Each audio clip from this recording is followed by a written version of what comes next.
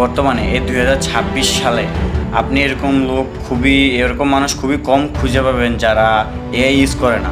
আর AI অত বিপুল পরিমাণে AI tools use করার মাধ্যমে আমাদের মানব জাতির মানুষের ক্রিয়েটিভিটি কতটা পরিমাণে নিচে চলে গেছে আপনার কোনো ধারণা নেই ভাই।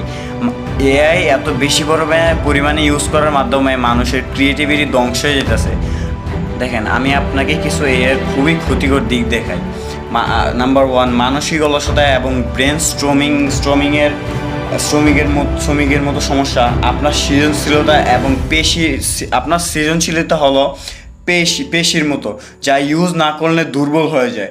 আগে মানুষ সমস্যার সমাধান বা নতুন আইডিয়া বের করতে মস্তিষ্ক যেভাবে ইউজ করতো, তখন যত ইউজ করতো, বর্তমানে এক ক্লিক করে এআই এই কাজটা পুরোটা সম্পূর্ণ করে দেয়।